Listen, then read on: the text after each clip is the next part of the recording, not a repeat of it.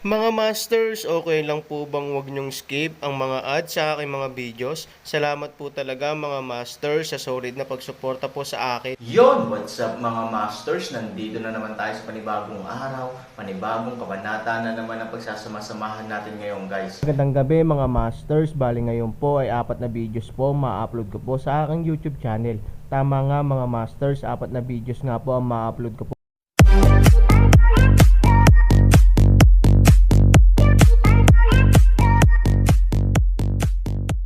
Bali mga masters, kung bago ka pa lang po sa aking YouTube channel, please click the subscribe button, lalong-lalo na po yung notification bell guys, para maging connected pa rin tayo sa isa't isa at maging updated kayo sa mga susunod ko pang video. Bali mga masters, bago natin umpisahan ng kwento ay mag-shoutout po muna tayo para sa mga solid nating tagapakinig. Shout out kay Ronald Gutierrez, shout out kay Rumpino JR. Yun na nga mga masters, no? Bali hindi na ito patagalin. In 3, 2, 1, let's go!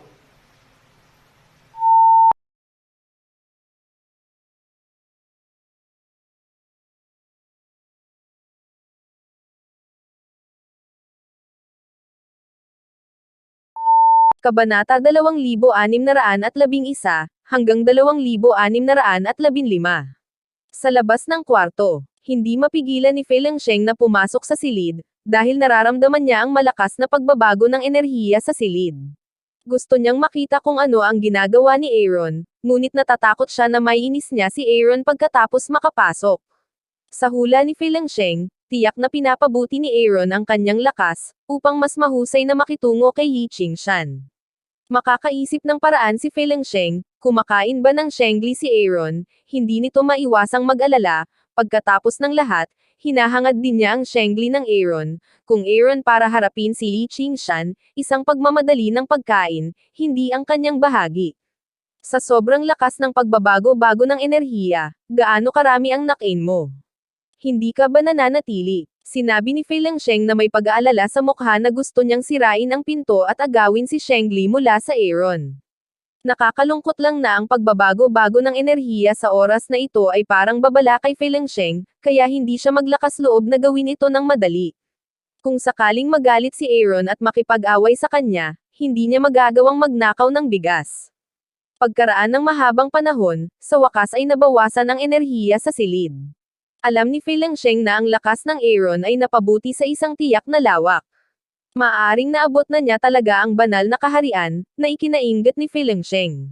Pagkatapos ng lahat, siya ay nanatili sa Supreme Master Realm sa loob ng mahabang panahon, ngunit ang maalamat na banal na kaharian ay hindi man lang umabot sa tarangkahan.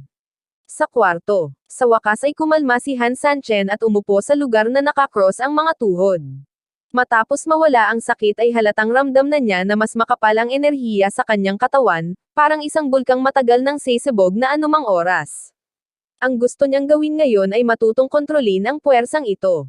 Pagkatapos ng lahat, ang panandaliang pagpapahusay na ito ay gagawing hindi komportable ang Aaron.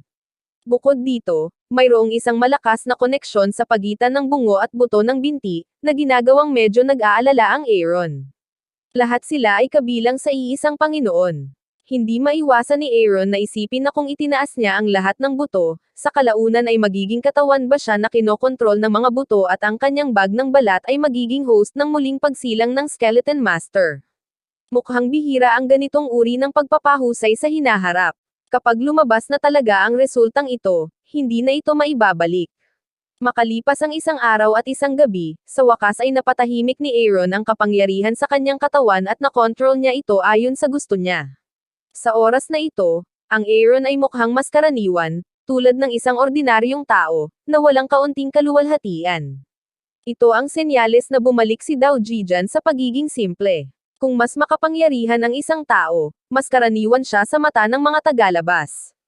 Nang lumabas siya ng silid, handa na si Fei Lengsheng na salubungin ang malakas, ngunit sa harap niya, mas ordinaryo ang Aaron, na ikinabigla niya.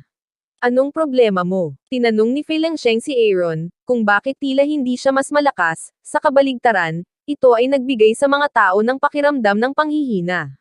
Dahil ba sa sobrang pagkain ng Holy Chestnut kaya hindi na-absorb ng Aaron ang energy ng Holy Chestnut, hindi lang siya lumakas, nasugatan at nanghina pa. Nagpunta ka na ba? Curious na tanong ni Aaron. Feeling Sheng unconsciously nodded. Aaron, buong pagbabago, siya halos nadama, kaya ngayon tulad ng isang resulta, ito ay mahirap para sa kanya upang maniwala. Kinain mo ang banal na castanhas, ngunit bakit hindi ka lumakas? Sa halip, ito ang nagpapahina sa akin. Tanong ni Feeling Sheng. Aaron magaan ng ngiti, maaari din niyang makita ito, ang hininga ay mas introvert, natural na bigyan ang mga tao ng isang pakiramdam ng panghihina, ngunit ang tunay na lakas, siya lamang ang nakakaalam. Ngayon Aaron, sa harap ng Feeling Sheng, mayroon ng katiyakan ng tagumpay, ngunit bago ito ay hindi tulad ng isang pakiramdam.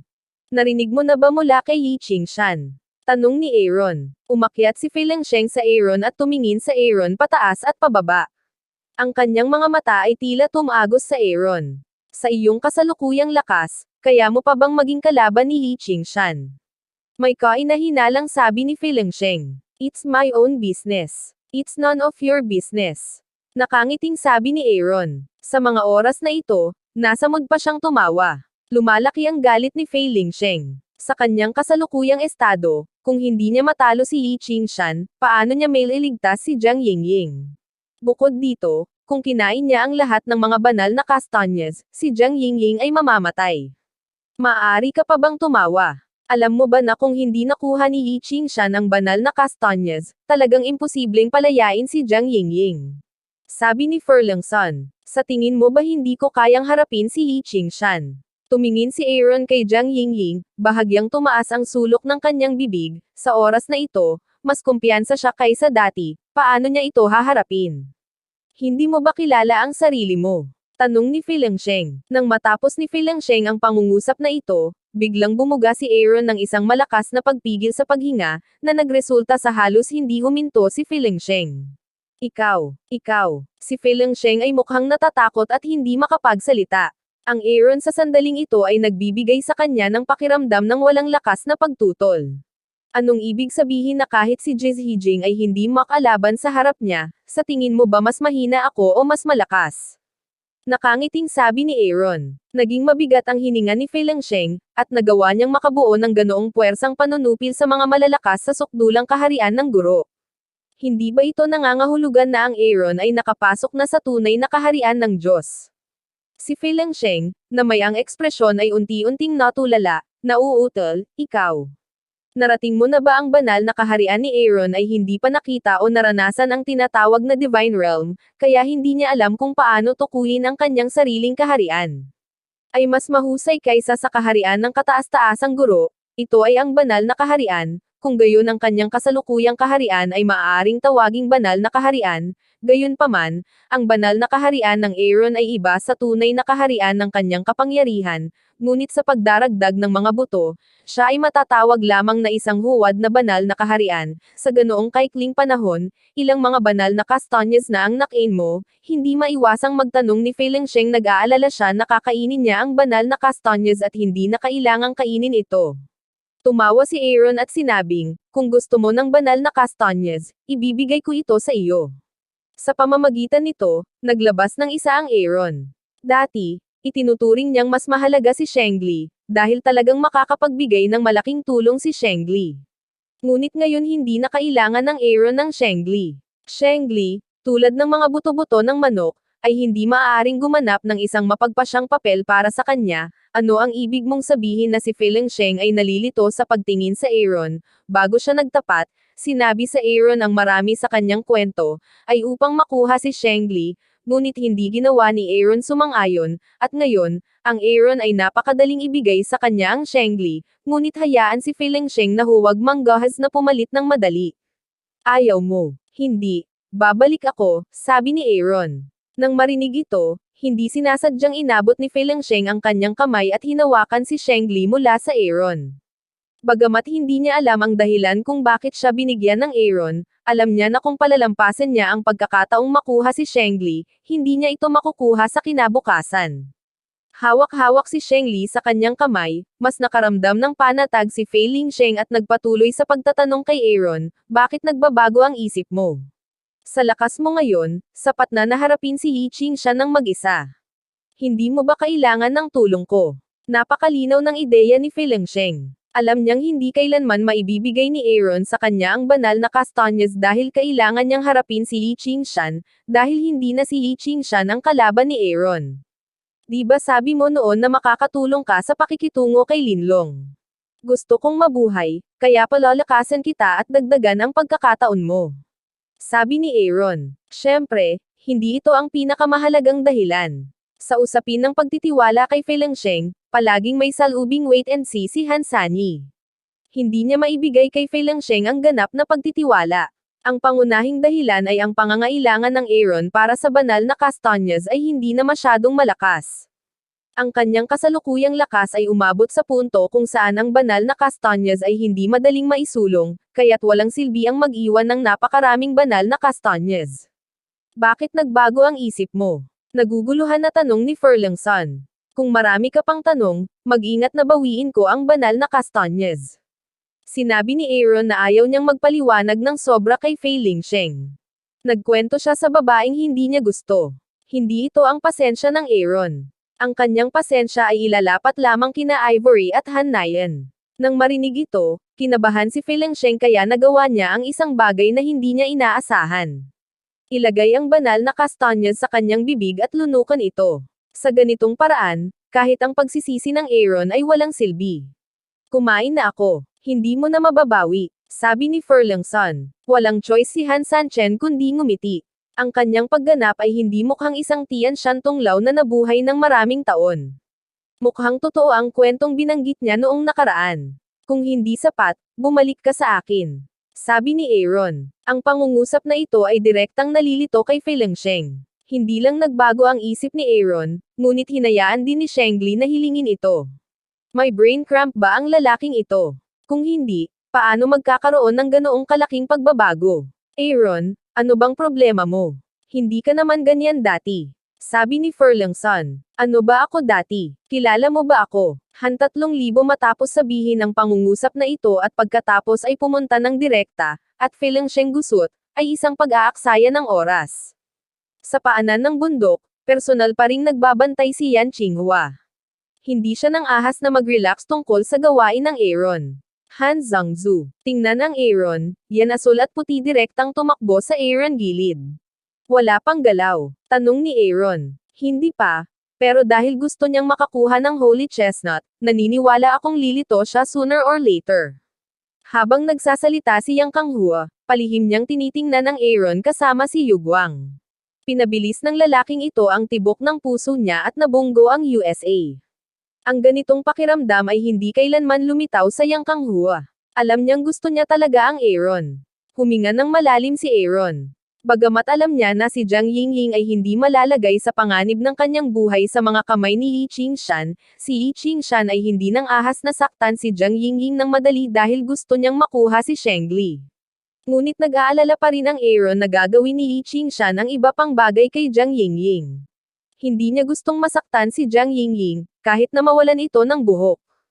Han Zhangzu, kailan babalik si Zontai? Zhangzu, tanong ni Yan Qinghua. Dapat malapit na. Aalis ang mga apprentice ko kapag nasaktan sila ng husto. Sinabi ni Aaron, ito ang sinabi niya kay Huang Xiaoyong, at ang pinsala ni Huang Xiaoyong sa ilalim ng paggamot ni Shengli, hindi ito dapat magtagal upang mabawi. Sa oras na ito, ang boses ni Feilongsheng ay tumunog sa kanilang mga tainga, hindi sila makakabalik ng ilang sandali. Sabay-sabay silang napalingon kay Feilongsheng. Ang ekspresyon ni Yan Qinghua ay naguguluhan at hinamak.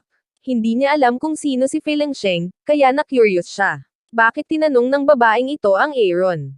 Mas makapangyarihan kaya siya kaysa Aaron? Ang ideya ng Han 3,000 at Yan Hua ay ganap na naiiba. Si Feilongsheng ay may sariling eyeliner sa Imperial Dragon Palace. Dahil sasabihin niya iyon, dapat alam niya kung ano. Bakit? Tanong ni Aaron. Nag-aalala si Emperor Zun na hindi ka nababalik sa bulwagan ng Huanglong, kaya pinagbawalan niya silang dalawa. Gusto nilang umalis maliban kung pupunta ka ng personal. Paliwanag ni Feilongsheng. Paano mo nalaman? Hindi makapaniwalang sabi ni Yan Blue and White. Feilongsheng liwanag ng ngiti, sinabi, dahil ako ay Feilongsheng, nais na malaman ang mga bagay na ito para sa akin, mahirap. Gusto lang pabulaanan ni Yan Qinghua kung sino si Feilongsheng. Bigla niyang naisip ang kilalang malakas na tao sa Imperial Court. Siya si Furlangson. Agad na ibinaba ni Yan Qinghua ang kanyang ulo at hindi nang ahas na magpakita ng anumang kawalang galang kay Fei Lingsheng. At the same time, nag-aalala siya na baka masaktan ng tono niya si Fei Lingsheng, gusto rin niyang gamitin ang dalawang taong ito para pilitin ako. Parang siya at ako ang nakatadhana na hindi magsama. Sabi ni Aaron. Nang marinig niya ito, hindi niya napigil ang matawa at sinabing, kung alam niya kung nasaan ka, magsisisi siya. Dati, hindi natalo ang Aaron kay Emperor Zun sa laban ng hininga ng dalawang tao sa pangunahing bulwagan ngayon, ang lakas ni Aaron ay lumakas muli, at natatakot ako na masupol niya si Emperador Zun kahit na ilabas niya ang kanyang ganap na lakas sa bulwagan ng Huanglong, hindi niya matatalo ang Aaron, na ginagawang mawalan ng anumang kalamangan si Emperor Zun sa Aaron, kung hindi dahil sa hitsura ni Linlong, na wala sana ang kanyang posisyon bilang emperador, han 3,000 lightway. Tumalon ang mga talukap ni Fei Lingsheng. Nang makita ang mga salita ni Aaron, ipagbabawal ba niya si Emperor Zun? Nang gustong tanungin ni Fei Lingsheng si Aaron kung ano ang ibig sabihin nito, isang pamilyar na hininga ang nagmula sa harapan, na nagpalingon sa kanya. Tumingin din ang Aaron sa parehong direksyon sa parehong oras. Lumapit ang isang figure, si Yi Qingshan, puno ng mga ngiti, sa wakas ay lumitaw. Pinigilan ni Aaron ang udyok na patayin si Yi Qingshan at sinabing, sa wakas ay lumitaw ka na. Nasaan ang aking kapatid na babae? Si Yi Qingshan ay dumating dito mag-isa at naitago na si Jiang Yingying. Kung gusto niyang makuha si Shengli, kailangan niyang umatras. Naturally, he needed some arrangements, makatitiyak kang ligtas siya pansamantala. Basta ibigay mo si Shengli, sasabihin ko sa'yo kung nasaan siya.